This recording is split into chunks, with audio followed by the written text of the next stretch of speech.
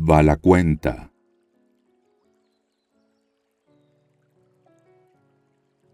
Historia de los Valar y los Maiar según el saber de los Eldar. En el principio Eru, el único, que en la lengua élfica es llamado Ilúvatar, hizo a los Ainur de su pensamiento, y ellos hicieron una gran música delante de él. En esa música empezó el mundo, porque Ilúvatar hizo visible el canto de los Ainur, y ellos lo contemplaron como una luz en la oscuridad. Y muchos de entre ellos se enamoraron de la belleza y la historia del mundo, que vieron comenzar y desarrollarse como en una visión. Por tanto, Ilúvatar dio ser a esta visión, y la puso en el medio del vacío, y el fuego secreto fue enviado para que ardiera en el corazón del mundo, y se lo llamó Ea. Entonces aquellos de entre los Ainur que así lo deseaban, se levantaron y entraron en el mundo en el principio del tiempo, y era su misión acabarlo y trabajar para que la visión se cumpliese. Largo tiempo trabajaron en las regiones de Ea, de una vastedad inconcebible para los elfos y los hombres, hasta que en el tiempo señalado se hizo Arda, el reino de la tierra. Entonces se vistieron con las galas de la tierra, y allí descendieron y moraron.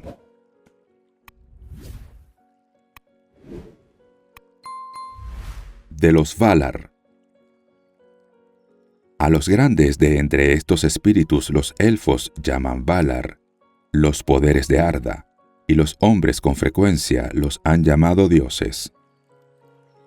Los señores de los Valar son 7, y las Valier, las reinas de los Valar, son 7 también. Estos eran sus nombres en la lengua élfica tal como se la hablaba en Valinor, aunque tienen otros nombres en el habla de los elfos de la Tierra Media, y muchos y variados entre los hombres. Los nombres de los señores son estos, en debido orden: Manwë, Ulmo, Aule, Orome, Mandos, Lórien y Tulkas. Y los nombres de las reinas son Varda, Yavanna, Nienna, Este, Vaire, Vana y Nessa. Melkor ya no se cuenta entre los Valar, y su nombre ya no se pronuncia en la tierra. Manwë y Melkor eran hermanos en el pensamiento de Ilúvatar. El más poderoso de los Ainur que descendieron al mundo era en un principio Melkor, pero Manwë es el más caro al corazón de Ilúvatar y el que comprende mejor sus propósitos. Se lo designó para ser, en la plenitud de los tiempos, el primero de todos los reyes, señor del reino de Arda y regidor de todo lo que allí habita. En Arda su deleite son los vientos, las nubes y todas las regiones del aire, desde las alturas hasta los abismos, desde los confines superiores del velo de Arda hasta las brisas que soplan en la hierba. Lo llaman Súlimo, señor del aliento de Arda. Ama a todas las aves veloces de alas vigorosas, y ellas vienen y van de acuerdo con lo que él ordene. Con Manwë habita Varda, la dama de las estrellas, que conoce todas las regiones de Ea. Demasiado grande es la belleza de Varda para que se la declare en palabras de los hombres o de los elfos, pues la luz de Ilúvatar vive aún en su rostro. En la luz está el poder y la alegría de Varda. Desde las profundidades de Ea acudió en ayuda de Manwë, porque a Melkor lo conoció antes de la ejecución de la música y lo rechazó, y él la odió y la temió más que a todos los otros hechos por Eru.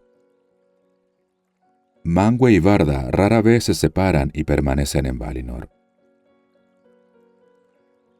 Los palacios se alzan sobre las nieves eternas, en Oilose, la más alta torre de Taniquetil, la más elevada de todas las montañas de la tierra. Cuando Manwë asciende allí a su trono y mira enfrente, si Varda está a su lado ve más lejos que otra mirada alguna, a través de la niebla y a través de la oscuridad y por sobre las leguas del mar.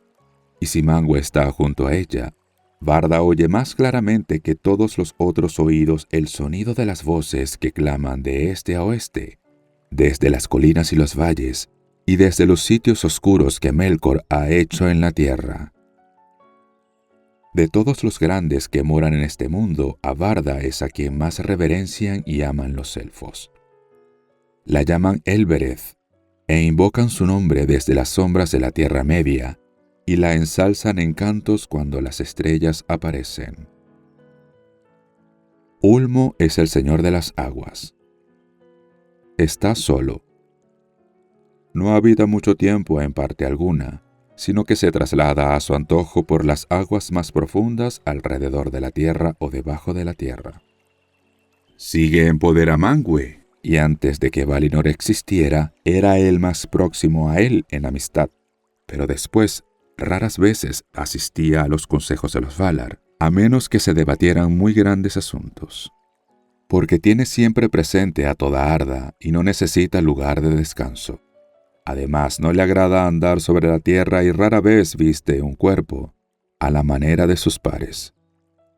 Cuando los hijos de Eru llegaban a verlo, sentían un gran terror, pues la aparición del Rey del Mar era terrible, como una ola gigantesca que avanza hacia la tierra, con un yelmo oscuro de cresta espumosa y una cota de malla que resplandece pasando del color plata a unas sombras verdes. Altas son las trompetas de Manwë, pero la voz de Ulmo es profunda como los abismos del océano que solo él ha visto. No obstante, Ulmo ama tanto a los elfos como a los hombres y nunca los abandona, ni aun cuando soportan la ira de los Valar. A veces llega invisible a las costas de la Tierra Media o sube tierra adentro por los brazos del mar, y allí hace música con los grandes cuernos, los Zulumuri, de conchas blancas labradas, y aquellos a quienes llega esa música, la escuchan desde entonces y para siempre en el corazón, y la nostalgia del mar ya nunca los abandona. Pero Ulmo habla sobre todo a los que moran en la Tierra Media con voces que se oyen solo como música del agua. Porque todos los mares, los ríos y las fuentes le están sometidos, de modo que los elfos dicen que el espíritu de Ulmo corre por todas las venas del mundo. Así le llegan a Ulmo las nuevas, aún en las profundidades abismales, de todas las necesidades y los dolores de Arda, que de otro modo permanecerían ocultos para Manwë. Poco menos poder que Ulmo tiene Aule. Domina todas las sustancias de que Arda está hecha. En un principio trabajó mucho en compañía de Manwë y Ulmo, y fue él quien dio forma a las tierras. Es herrero y maestro de todos los oficios, y se deleita en los trabajos que requieren habilidad, aun los muy pequeños, tanto como en las poderosas construcciones de antaño. Suyas son las gemas que yacen profundas en la tierra, y el oro que luce en la mano, y también los muros de las montañas y las cuencas del mar. Los Noldor fueron quienes más aprendieron de Aule, quien fue siempre amigo de ellos. Melkor estaba celoso, pues Aule era el que más se le parecía en pensamiento y poderes, y hubo entre los dos una prolongada lucha en la que Melkor siempre estropeaba o deshacía las obras de Aule, y Aule se cansaba de reparar los tumultos y los desórdenes provocados por Melkor.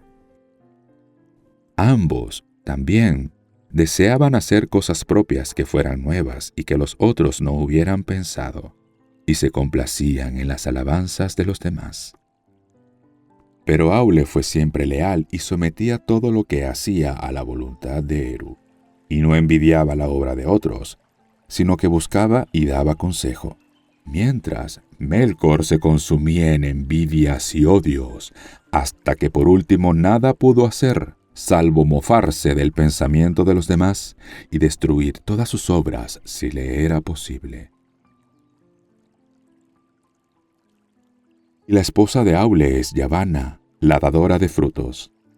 Es amante de todas las cosas que crecen en la tierra, y conserva en la mente todas las innumerables formas, desde los árboles como torres en los bosques antiguos, hasta el musgo de las piedras o las criaturas pequeñas y secretas del moho.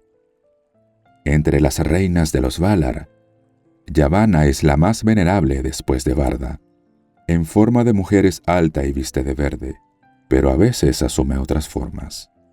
Hay quienes la han visto erguida como un árbol bajo el cielo, coronada por el sol, y de todas las ramas se derramaba un rocío dorado sobre la tierra estéril que de pronto verdeaba con el trigo. Pero las raíces del árbol llegaban a las aguas de Ulmo y los vientos de Manwë hablaban en sus hojas. En la lengua Eldarin la llaman Kementari, reina de la tierra. Los Feanturi, los amos de los espíritus, son hermanos y con mucha frecuencia responden a los nombres de Mandos y Lórien. Sin embargo, estos son los nombres de los sitios en que habitan, y ellos en verdad se llaman Namo e Irmo. Namo, el mayor, habita en Mandos, en el oeste de Valinor. Es el guardián de las casas de los muertos y convoca a los espíritus de quienes tuvieron una muerte violenta. No olvida nada y conoce todas las cosas que serán, excepto aquellas que aún dependen de la libertad de Ilúvatar. Es el juez de los Valar, pero condena y enjuicia solo por orden de Manwë. Vaire la tejedora es su esposa, que teje todas las cosas que han sido alguna vez en el tiempo en tramas de historias, y las estancias de Mandos, más amplias a medida que transcurren las edades, se adornan con ellas. Irmo, el menor, es el patrono de las visiones y los sueños.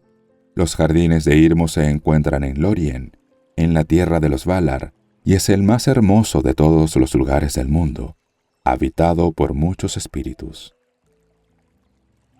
La gentil, curadora de las heridas y las fatigas, es su esposa. Gris es su vestido y reposo es su don. No camina durante el día, pero duerme en una isla en el lago de Lorelin, sombreado de árboles. Las fuentes de Irmo y calman la sed de todos los que moran en Valinor. Y a menudo los mismos Valar acuden a Lórien y encuentran allí reposo y alivio de la carga de Arda. Más poderosa que es Nienna, hermana de los Feanturi. Vive sola. Está familiarizada con el dolor y llora todas las heridas que ha sufrido Arda por obra de Melkor. Tan grande era su pena, mientras la música se desplegaba, que su canto se convirtió en lamento mucho antes del fin, y los sonidos de duelo se confundieron con los temas del mundo antes de que éste empezase. Pero ella no llora por sí misma, y quienes la escuchan aprenden a tener piedad y firmeza en la esperanza. Los palacios de Nienna se alzan al oeste del oeste en los límites del mundo, y ella rara vez viene a la ciudad de Valimar, donde todo es regocijo. Visita sobre todo a los palacios de Mandos, que están cerca de los suyos. Y todos los que la esperan en Mandos claman por ella, pues fortalece los espíritus y convierte el dolor en sabiduría. Las ventanas de su casa miran hacia afuera desde los muros del mundo. El más grande en fuerza y en proezas es Tulkas, a quien llaman Astaldo el Valiente. Fue el último en llegar a Arda para ayudar a los Valar en las primeras batallas contra Melkor. Ama la lucha y los torneos de fuerza, y no monta a caballo, pues corre más rápidamente que todas las criaturas que andan a pie y no conoce la fatiga. Tiene el pelo y la barba dorados y la piel rojiza. Sus armas son las manos. Poco caso hace del pasado o del futuro, y no es buen consejero, pero sí un amigo intrépido. Su esposa es Nessa, hermana de Orome, y también ella es ágil y ligera de pies. Ama a los ciervos, y ellos van detrás de su séquito toda vez que ella se interna en las tierras salvajes, pero los vence en la carrera, veloz como una flecha con el viento en los cabellos. La danza la deleita, y danza en Valinor en los prados siempre verdes. Orome es un poderoso señor, aunque no tan fuerte como Tulkas, es más terrible en cólera. Mientras que Tulkas ríe siempre, en el juego como en la guerra, y llegó a reírse en la cara de Melkor en las batallas de antes que los elfos nacieran. Orome amaba la Tierra Media, y la dejó de mala gana y fue el último en llegar a Valinor. y en otro tiempo volvía a menudo al este por las montañas y regresaba con su ejército a las colinas y llanuras. Es cazador de monstruos y de bestias feroces, y encuentra deleite en los caballos y los perros. Y ama a todos los árboles, por lo que recibe el nombre de Aldarón, y los Sindar lo llaman Tauron, el señor de los bosques. Nájar es el nombre de su caballo, blanco al sol y de plata refulgente por la noche. El gran cuerno que lleva consigo se llama Valároma, y el sonido de este cuerno es como el ascenso del sol envuelto en una luz escarlata o el rayo que atraviesa las nubes.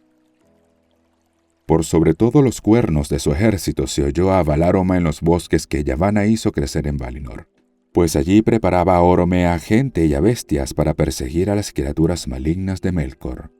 La esposa de Orome es Vana, la siempre joven, hermana menor de Yavanna. Las flores brotan cuando ella pasa, y se abren cuando ella las mira, y todos los pájaros cantan cuando ella se acerca. Estos son los nombres de los Valar y las Valier, y aquí se cuenta brevemente qué aspecto tenían, tal como los Eldar los contemplaron en Aman. Pero aunque las formas en que se manifestaron a los hijos de Ilúvatar parecieran hermosas y nobles, no era sino un velo que ocultaba su hermosura y su poder. Y si poco se dice aquí de todo lo que una vez supieron los Eldar, no es nada en comparación con lo que ellos son en verdad, pues se remontan a regiones y edades que nuestro pensamiento no alcanza. Entre ellos, 9 eran los más poderosos y venerables, pero uno fue eliminado y quedaron 8, los Aratar, los principales de Arda, Manwë y Varda, Ulmo, Yavanna y Aule, Mandos, Niena y Orome. Aunque Manwë es el rey y responsable de la lealtad de todos a Eru, son pares en majestad y sobrepasan sin comparación a todos los demás, Valar o Maiar, o a cualquier otro enviado por Ilúvatar a Ea.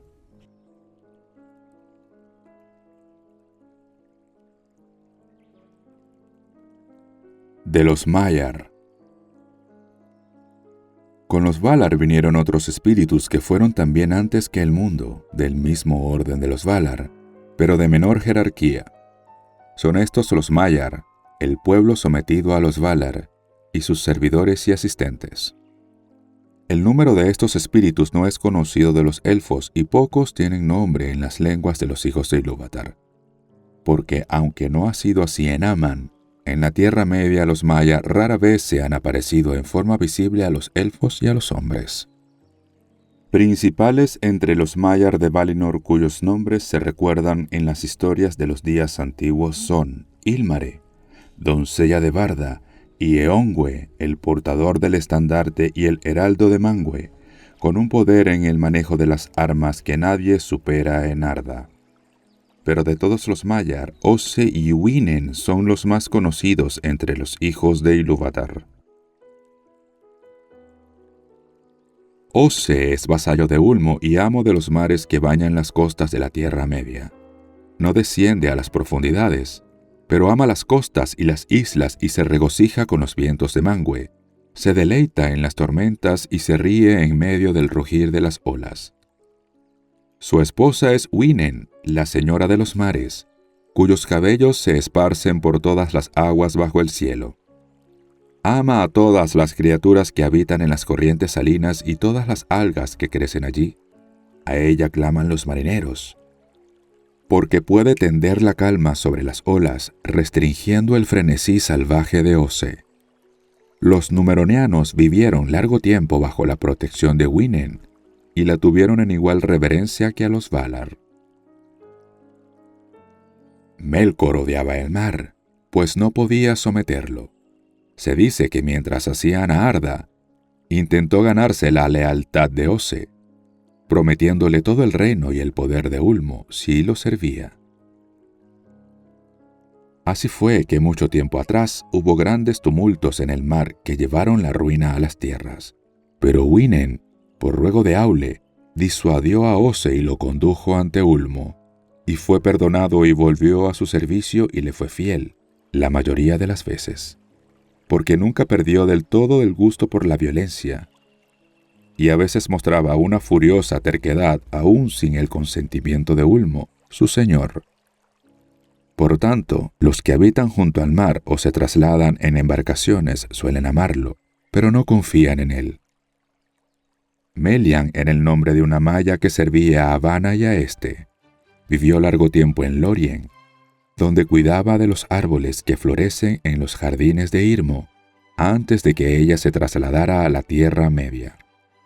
Los ruiseñores cantaban a su alrededor donde quiera que ella fuese. El más sabio de entre los Maiar era Olorin. También él vivía en Lorien, pero sus caminos lo llevaban a menudo a casa de Niena, y de ella aprendió la piedad y la paciencia. De Melian mucho se dice en el Cuenta Silmarillion, pero de Olorin nada cuenta ese relato, porque aunque amaba a los elfos, andaba entre ellos invisible o con la forma de un elfo, y ellos desconocían el porqué de aquellas hermosas visiones o la impronta de sabiduría que él les ponía en el corazón. Más tarde fue amigo de todos los hijos de Ilúvatar y compadeció sus sufrimientos, y quienes lo escuchaban despertaban de la desesperación y apartaban las aprehensiones sombrías. De los enemigos. Último entre todos se inscribe el nombre de Melkor, el que se alza en poder. Pero ha perdido ese nombre como consecuencia de sus propias faltas, y los Noldor, que entre los elfos son los que más han sufrido su malicia, nunca lo pronuncian y lo llaman en cambio Morgoth, el enemigo oscuro del mundo. Gran poder le concedió Ilúvatar, y fue coevo de Manwë. De los poderes y el conocimiento de todos los otros Valar tenía él una parte, pero los volcó a propósitos malvados, y prodigó una fuerza en violencia y tiranía, porque codiciaba a Arda y a todo lo que había en ella. Deseaba hacerse con el reinado de Manwë y tener dominio sobre los reinos de sus pares. Desde los días de esplendor llegó por arrogancia a despreciar a todos los seres con excepción de él mismo, espíritu estéril e implacable. Cambió el conocimiento en artes sutiles para acomodar torcidamente a su propia voluntad todo lo que deseaba, hasta convertirse en un embustero que no conocía la vergüenza. Empezó con el deseo de la luz, pero cuando no pudo tenerla solo para él, descendió por el fuego y la ira a una gran hoguera que ardía allá abajo, en la oscuridad. Y fue la oscuridad lo que él más utilizó para obrar maldades en Arda, e hizo que la gente de Arda tuviera miedo de todas las criaturas vivientes. Sin embargo, tan grande era el poder de su levantamiento, que en edades olvidadas contendía con Manwë y todos los Valar, y por largos años tuvo a Arda sometida en la mayor parte de las regiones de la tierra. Pero no estaba solo, porque de entre los Maiar, muchos se sintieron atraídos por el esplendor de Melkor en los días de su grandeza, y permanecieron junto a él hasta el descenso a la oscuridad, y después corrompió a otros y los atrajo con mentiras y regalos traicioneros. Terribles entre ellos eran los Valarauncar, los azotes de fuego que en la Tierra Media recibían el nombre de Balrogs, demonios de terror. Entre sus servidores con nombre, el más grande fue ese espíritu a quien los Eldar llamaron Sauron o Gordaur el Cruel. Se lo contó al principio entre los Maiar de Aule y fue siempre una figura poderosa en las tradiciones de ese pueblo. En todos los hechos de Melkor el Morgoth en el reino de Arda, en las vastas obras que él edificó y en las trampas que tendía, Sauron tuvo parte, y era menor en maldad que su amo solo porque durante mucho tiempo sirvió a otro y no a sí mismo. Pero en años posteriores se levantó como una sombra de Morgoth y como un fantasma de su malicia, y anduvo tras él por el mismo ruinoso sendero que descendía al vacío. Aquí concluye el Valacuenta.